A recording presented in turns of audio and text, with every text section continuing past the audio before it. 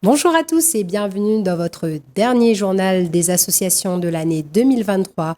Une année qui a été pas mal remplie, une année où on a reçu énormément d'associations et je voulais déjà remercier toutes les associations qui avaient répondu à mon appel, toutes les associations, toutes les personnes qui étaient venues sur notre plateau cette année et j'espère que l'année 2024 sera tout autant chargée.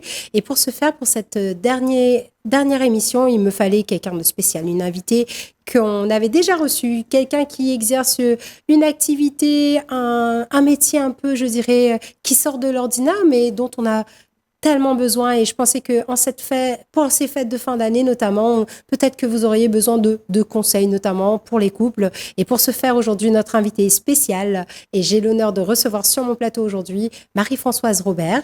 Bonjour. Bonjour Jessica, bonjour tout le monde. Alors, comment vas-tu depuis la dernière fois que tu étais venue ? Moi, je vais très bien. Je suis très heureuse d'être ici aussi pour clôturer cette année 2023, qui est une année qui a besoin de se finir avec tous les chamboulements que l'on peut avoir dans nos vies de tous les jours et avec cette ambiance qui n'est pas toujours facile. Ah oui, c'est vrai que 2023 a été quand même une année, surtout en cette fin d'année, on a connu pas mal de mauvaises choses, là notamment sur le mois de novembre, où ça a été un peu compliqué. Et je pense que cette émission-là, où on va justement parler de tout, de légèreté, et puis donner des conseils aux gens, je pense que elle va faire du bien, n'est-ce pas ? Parce que tu n'exerces pas n'importe quelle activité, Marie-Françoise. Non, je suis psychosexologue. Voilà, donc... moi, je voulais savoir, est-ce que ton métier, il est toujours aussi tabou ? Est-ce que quand tu en parles, les gens, ils sont toujours aussi « Oh mon Dieu, qu'est-ce qu'on dit ?» Oui, le métier de sexologue est toujours aussi tabou. La sexualité est toujours aussi tabou, malgré tout ce qui peut se passer, malgré les avancées même médiatiques, puisque la sexualité, on en parle de plus en plus. Mais on se rend compte que malgré tout, il y a toujours cette crainte, cette peur, ce tabou, parce que entre l'imaginaire, la réalité... et le manque d'éducation sexuelle, on se rend compte qu'il y a encore des progrès à faire. Ah oui, énormément de progrès. Et puis, je pense que pour ces fêtes de fin d'année-là, c'est le mois, je ne sais pas, peut-être que je me trompe, mais c'est le mois où la conception est la plus... Alors, c'est le mois de la conception, c'est le mois où les gens sont en vacances, ou quand on est en vacances, on est beaucoup plus ouvert finalement à l'autre. Et donc, c'est la rencontre souvent qui fait les enfants. Et donc, voilà, c'est vrai que le côté festif, la fin d'année, le côté... vacances, parce qu'il y a beaucoup de gens qui sont en vacances, d'entreprises qui sont fermées, donc effectivement c'est la rencontre qui permet la maternité finalement. Est-ce que tu penses que c'est le fait que dans cette période-là on décide quelque part de lâcher prise qui fait que le corps il est plus apte à peut-être à procréer ou à se laisser aller complètement ? Alors oui, les périodes de vacances sont toujours les propices parce qu'on oublie un peu son quotidien, on est moins dans le stress, surtout dans le stress à la réunion de la circulation qui est de plus en plus compliquée. Donc c'est vrai que quand les personnes ont fait 2-3 heures de route, qu'elles rentrent chez elles n'ont pas toujours envie d'être présentes pour leurs compagnons ou même pour leurs enfants. Donc oui, il y a besoin de ce moment de soupape, justement de légèreté, de lâcher prise, qui est importante, où là on ne se pose plus la question, on se rencontre. Voilà, tout simplement. Voilà. Alors donc, il y a 2 semaines de ça, j'avais reçu donc l'association Endo Espoir et Océan Indien, où on avait parlé donc sur le thème de l'endométriose. Marie-Françoise, par rapport à la sexualité et l'endométriose, comment on peut faire là ? Parce que c'est vrai qu'on avait évoqué donc des difficultés. Est-ce qu'il y a des choses qui existent ? Est-ce que peut-être il y a des choses à mettre au point pour pouvoir peut-être se retrouver et peut-être appréhender une situation moins conflictuelle ? Oui, l'endométriose, c'est vrai que ça a la particularité de toucher déjà à l'intime fragile des femmes en plus. Et donc, c'est vrai que ça met le couple dans un engrenage qui est parfois compliqué. C'est-à-dire qu'il est difficile pour ces femmes d'avoir des rapports sexuels parce qu'il y a de la douleur. Et c'est vrai qu'on est tous humains et on n'aime pas avoir mal. Par contre, il y a plein d'astuces. Et c'est pour ça que c'est important dans le parcours des endo-girls d'aller voir un sexologue pour justement aussi découvrir qu'on peut avoir une sexualité. Alors là, je vais parler aussi d'un autre domaine, c'est-à-dire qu'on peut avoir une sexualité dans la conscience sans obligatoirement aller dans une sexualité d'intime plus fusionnelle. C'est-à-dire qu'on peut vivre une intimité par le massage, par exemple, par d'autres biais plutôt spirituels que finalement le rapport sexuel qui peut parfois, pour les femmes qui ont de l'endométriose, être le chemin du combattant. C'est-à-dire qu'elles peuvent avoir un rapport sexuel et après, pendant 2-3 jours, souffrir énormément. Et humainement parlant, on va faire un évitement, c'est-à-dire on va éviter d'aller dans ce rapport sexuel parce qu'il est douloureux. Et il y a des moyens, alors d'aujourd'hui, effectivement, pour ces femmes-là, de reprendre possession de leur corps, surtout reprendre possession de leur sexualité, que la sexualité va au-delà de la pénétration. Et c'est aussi toute une culture à revoir, c'est-à-dire faire souvent un virage à 360 parce que la sexualité, ce n'est pas juste de la pénétration. Effectivement, et puis c'est vrai que moi j'aime bien parce qu'à chaque fois tu me ramènes un petit fascicule pour pas que j'oublie toutes les facettes de ton métier, et là donc je découvre que maintenant il existe un massage psycho-sexo-corporel. Alors qu'est-ce que c'est que ça ? Alors, le massage psycho-sexo-corporel, c'est un massage justement où on va prendre un temps avec des hommes et des femmes pour aller dans un soin massage qui va être un soin où vous allez être pour la première fois l'acteur de ce soin. C'est-à-dire que c'est pas un massage où vous allez vous installer sur une table ou sur un futon et vous allez vous laisser faire. Là, ça va être un massage où on va avoir un rituel d'entrée, où on va se parler, où on va créer une bulle, où on va pouvoir déposer ce qui a besoin de déposer, mettre ce qui a besoin d'être mis, pour pouvoir vivre un massage où vous allez être pour la première fois l'acteur. C'est-à-dire recevoir le massage dont vous avez besoin pour vous permettre justement de déposer les cuirasses, les conditionnements, les blessures, tout ce qui ne va pas dans notre vie, et pour enfin renaître dans la douceur et dans l'amour, parce que moi je suis sexologue, mais vraiment l'amour universel pour moi c'est quelque chose qui me parle beaucoup, et je sais que par la douceur, par l'amour, on peut faire de grands pas. Voilà, et c'est vrai que quand on avait fait l'émission précédente, donc où tu étais présente, j'avais reçu pas mal de questions, tu sais, de personnes, de jeunes filles, de couples qui m'avaient donc demandé par rapport à la sexualité. Quand on a, par exemple, tu sais, quand on a des conflits comme ça dans le couple qui sont liés à la sexualité, quelles sont les techniques qu'on pourrait peut-être adopter pour pouvoir justement retrouver une situation apaisée ? Alors, il faut savoir qu'il y a beaucoup de légendes sur la sexualité et beaucoup de conflits parce qu'on nous a normalisé une sexualité pour un homme et pour une femme. C'est-à-dire qu'on est dans des normes, l'homme a plus envie que la femme a moins envie, et donc tout ça, ça crée obligatoirement dans les foyers des conflits. Pourquoi ? Parce qu'on se base sur des croyances que l'homme et la femme sont différents dans notre sexualité. Oui, l'homme et la femme, on est différents dans notre sexualité, pas parce qu'on a un homme et une femme, parce qu'on se rend compte que dans les couples homosexuels, il y a exactement les mêmes problèmes de désir, de sexualité pas au même moment. L'homme peut avoir envie, pas la femme peut avoir envie, pas l'homme. Et donc, il faudrait déconstruire un petit peu toute l'image qu'on a construite sur la sexualité qui aujourd'hui amène et entraîne des conflits. Pourquoi ? Parce que je trouve qu'il y a beaucoup d'articles où on nous donne un mode d'emploi. En fait, on nous dit, voilà, l'homme c'est comme ça, la femme c'est comme ça. Et dans la réalité des choses, c'est pas aussi simple que ça. C'est-à-dire que oui, on peut se retrouver dans un couple où l'homme a plus d'appétit. Moi, je parle beaucoup de nourriture en sexologie parce que c'est ce qui parle. C'est-à-dire qu'il y a des personnes, dans un restaurant, on peut être 10, on va avoir une personne qui va manger beaucoup, une personne qui va moins manger. On va pas demander à la personne qui mange moins de manger plus et à la personne qui mange plus de manger moins. Généralement, on respecte. Et bien, dans la sexualité, c'est la même chose. En fait, il faut arriver à co-créer ensemble notre sexualité. Et je dirais loin, finalement, des médias et loin souvent des recettes qu'on nous met sur Internet, qui sont plutôt des recettes comme une recette de cuisine bateau, mais qui ne correspond pas à la problématique du couple. Et la communication, je dirais que c'est le premier travail que je fais avec un couple, c'est comment bien communiquer. Parce que beaucoup de gens communiquent, mais on communique entre deux portes, on communique pas obligatoirement comme il faut, donc ça prend du temps de communiquer. Et justement aussi, souvent ce qui manque au couple, c'est que les personnes, elles se connaissent pas dans leur sexualité, elles attendent beaucoup de leur partenaire, et en fait c'est une des erreurs à ne pas faire, c'est-à-dire que la sexualité, elle nous appartient, on a tous une sexualité, on a tous à la découvrir, et une fois qu'on connaît le mode d'emploi, il est plus facile de le donner à son partenaire. Si on connaît pas le mode d'emploi, le partenaire, il va pas pouvoir le trouver. Pourquoi ? Parce qu'il n'est pas dans ce corps. Il va jamais être au bon moment. Jamais être là comme il faut, au bon moment, comme la personne aimerait, plus doux, moins doux. Et en fait, c'est vraiment de la communication. Voilà, donc, et je continue dans l'ordre de mes questions. Je peux te dire que les téléspectateurs et surtout les téléspectatrices ont été friands de questions comme ça pour toi. Il y en a une qui se demandait aussi, par exemple, elle m'a posé la question, est-ce que c'est normal que, par exemple, quand on est fâché, eh ben, qu'on n'ait pas envie d'avoir des relations? Oui, oui, oui, c'est normal que quand on est fâché, on n'ait pas envie d'avoir des relations. Après, tout dépend tout dépend le conflit qu'il y a derrière. Il y a des moments. Après, il ne faut pas que ça devienne non plus une punition.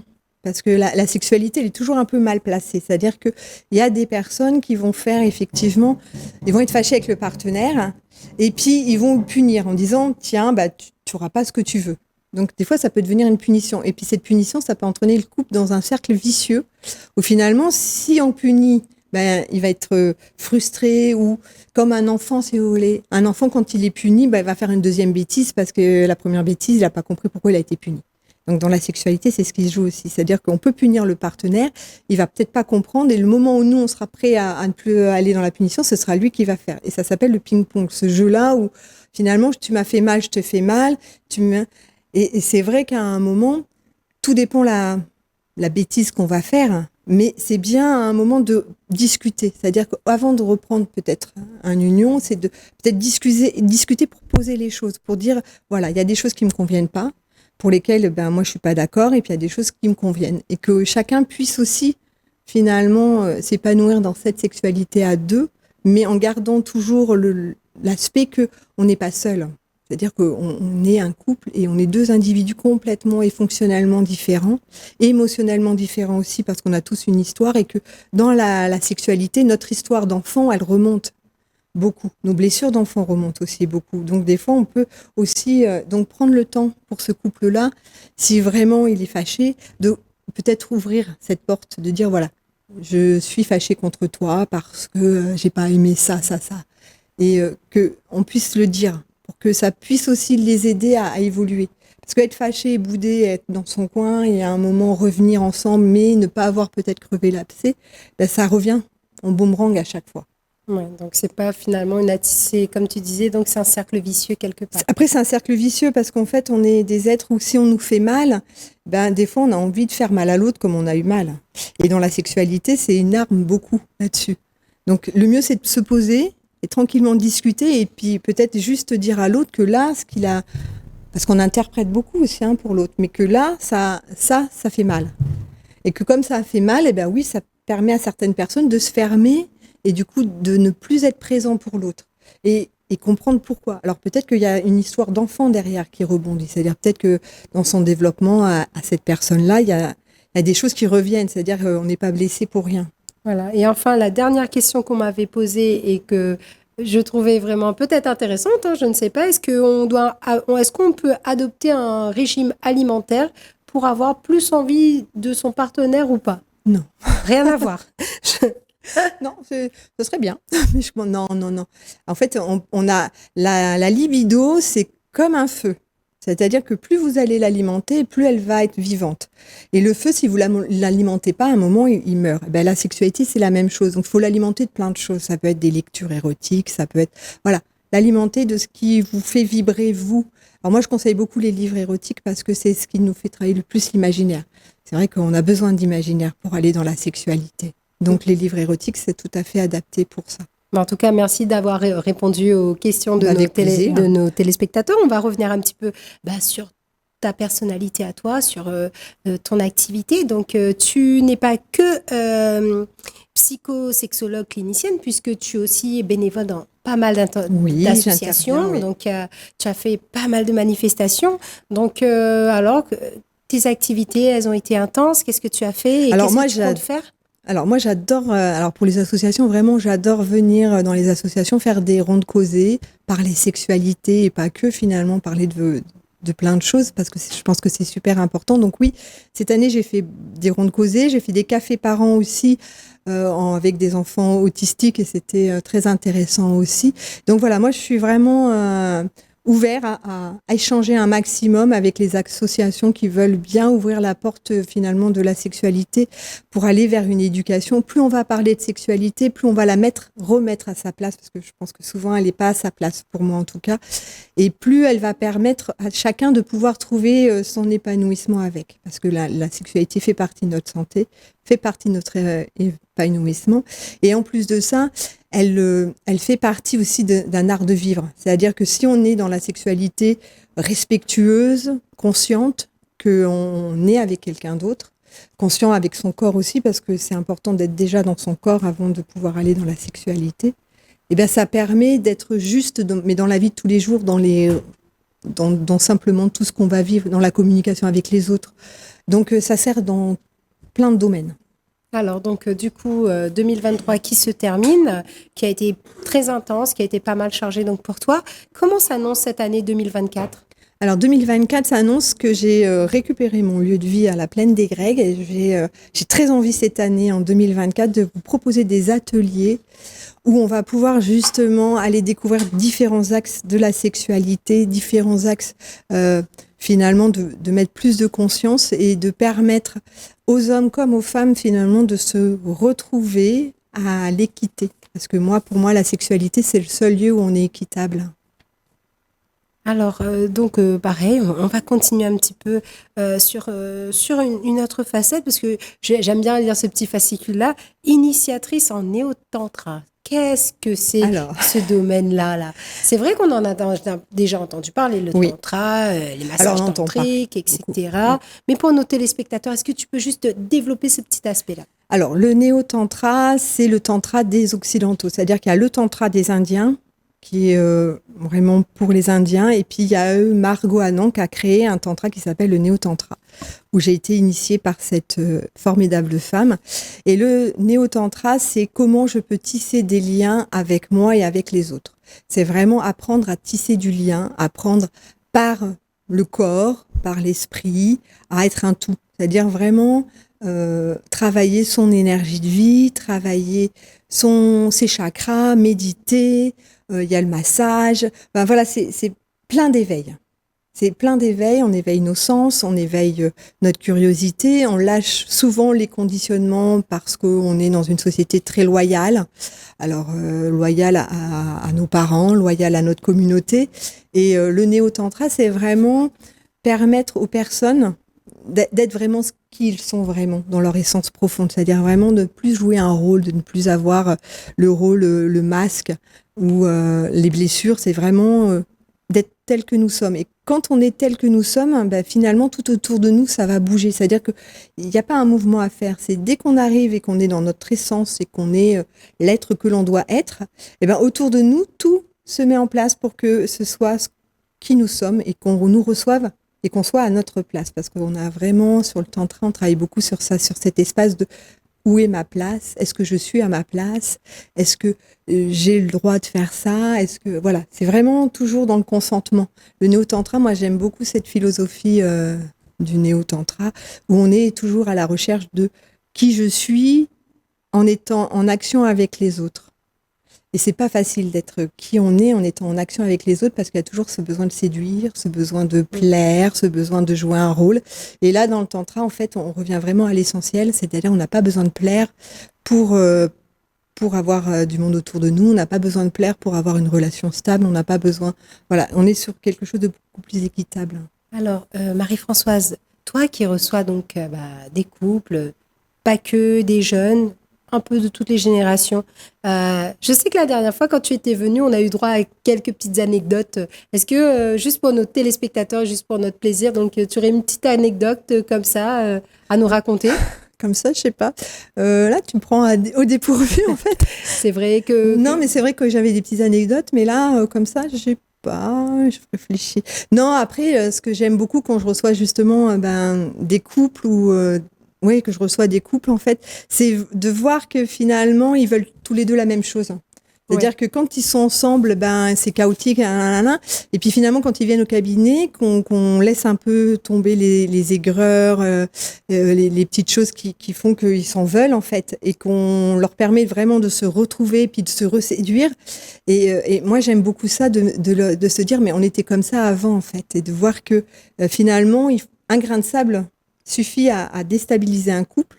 Par contre, juste une bonne communication leur permet de reprendre finalement confiance en eux et de reprendre confiance en leur couple. Et j'aime beaucoup quand les couples viennent, qui au départ viennent en disant c'est une catastrophe, de toute façon on va se séparer, puis qu'à la fin finalement ils ont retrouvé l'élan de se dire ok, on va continuer, on va recommencer, parce que finalement on est bien ensemble. Ah justement, quels sont les conseils que tu donnerais donc à nos couples réunionnais là pour ne pas faire en sorte que cette année 2023 se termine en fracas? Eh bien, surtout, déjà bien communiquer ensemble, parce que ça, c'est la première chose, la communication. Et puis, toujours penser que l'autre n'est pas acquis, que la personne avec qui on vit, elle a toujours besoin qu'on la trouve jolie, on a toujours besoin de compliments, elle a toujours besoin qu'on la regarde, qu'on l'observe, qu'on prenne soin d'elle. Et donc, c'est quelque chose qui doit rester dans les automatismes. C'est comme un jardin. Plus vous allez arroser la plante, c'est vrai, mettre des plantes, enlever les mauvaises herbes, enlever des fois les petites choses qui peuvent effectivement déranger votre partenaire, parce que des fois c'est la petite culotte par-ci, les petites chaussettes par-là. Ça peut juste permettre à la personne avec qui vous êtes d'alléger simplement son quotidien. Donc quelque part il y a des efforts à faire de part et d'autre.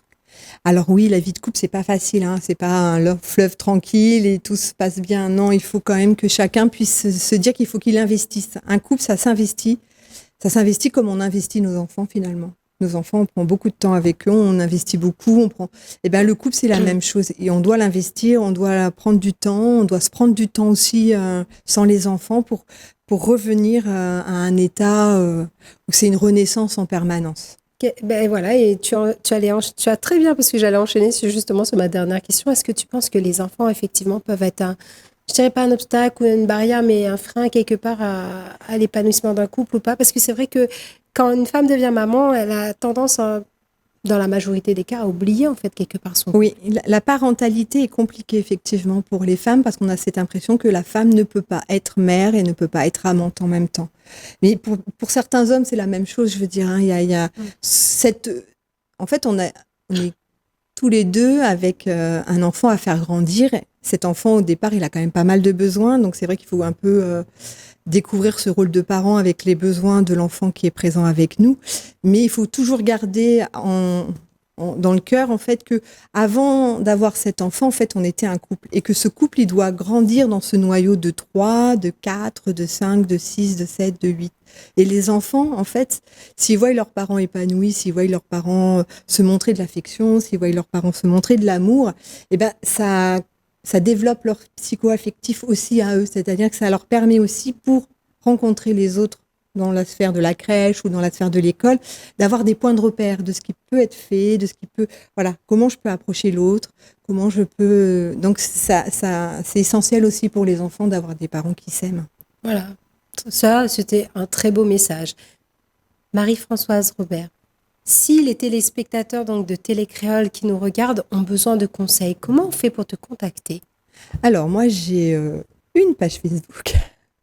Donc, j'ai une page Facebook Robert Marie-Françoise. Il y a un site maintenant pour les sexologues qui s'appelle Sexologue France. Donc, il faut savoir que depuis le début de l'année, ça y est, les sexologues sont enfin référencés avec leur propre référencement. Donc, c'est pareil, si vous voulez me trouver, allez sur Sexologue France, tapez Robert Marie-Françoise et vous trouverez ma fiche et vous pourrez prendre directement rendez-vous l'année prochaine sur mon agenda qui sera disponible. Voilà, et puis mon téléphone, c'est le 06 92 02 67 78. Et pareil, pour les associations, les institutions qui auront besoin de conseils ou même de formation, parce que j'aimerais l'année prochaine faire des petites formations aussi pour permettre à la sexologie, qui est une science moderne, de pouvoir aussi être pérennisée dans notre belle île. Donc très bien, donc je rappelle donc que tu as une page Facebook Robert Marie-Françoise, donc pour les personnes qui souhaitent te joindre, un numéro de téléphone 06 92 02 67 78, ou alors on peut prendre donc maintenant rendez-vous en ligne, c'est moderne, C'est sur ça. Sexologue 974, donc il cherche ta page Robert Marie-Françoise et puis il clique directement pour prendre Voilà, rendez-vous. pour prendre rendez-vous. Ils ont Voilà, l'agenda, sachant que toi, ton cabinet, il se situe donc sur Saint-Paul. sur Saint-Paul. Donc voilà, pour les personnes qui se trouvent dans l'ouest de l'île. Un message de fin d'année à faire passer peut-être pour les téléspectateurs, pour ton entourage, pour ta famille. Eh ben, je vais vous souhaiter une bonne fin d'année 2023 dans l'énergie de la folie, de la fête, de l'amour. Et n'oubliez surtout pas on va dire la tornade sexuelle aussi, de vous faire plaisir et d'aller peut-être oser, peut-être aller tester, explorer des nouvelles choses en cette fin et en ce début de nouvelle année. Ça peut être aussi un bon défi pour les couples aussi d'aller expérimenter des choses qu'on a mis un peu sous le tapis. Voilà, très bien. En tout cas, c'est sur ces paroles que vont se terminer cette émission. Quant à moi, je voulais aussi déjà remercier l'équipe de régie, François et Lalaine, donc sans qui cette émission ne pourrait pas se faire. Je voulais remercier aussi Thierry Arraille qui nous donne la possibilité, nous, aux membres des associations, à moi et puis à vous aussi quelque part, de pouvoir donc parler librement de toutes nos actions, mettre en valeur les actions que l'on fait au quotidien sans forcément que l'on soit médiatisé ou non. Et je pensais que c'était toujours une bonne façon pour nous donc d'avoir cette petite lumière quelque part sur nous, de faire connaître les associations, d'informer les Réunionnais. Je voulais aussi vous souhaiter d'excellentes fêtes de fin d'année, un joyeux Noël, une bonne année 2024, le meilleur pour vous et surtout la santé, les amis. Les amis, franchement, la santé, c'est ce qu'on a le plus précieux au monde. Et il faut vraiment, il faut se préserver, il faut se protéger et quelquefois, il faut se reposer. Parce que c'est vrai, on n'est pas Wonder Woman, surtout nous les mamans, donc on ne peut pas être partout à la fois, on n'est pas Shiva. Donc voilà, il faut aussi prendre du temps pour soi. Donc voilà, je vous souhaite d'excellentes fin d'année. Cette émission, vous pouvez la retrouver donc sur votre chaîne YouTube, le journal des associations 974 Télé Créole. Je vous souhaite encore d'agréables fêtes de fin d'année et je vous dis à l'année prochaine 2024. Bonheur, santé, prospérité. À bientôt sur Télé Créole.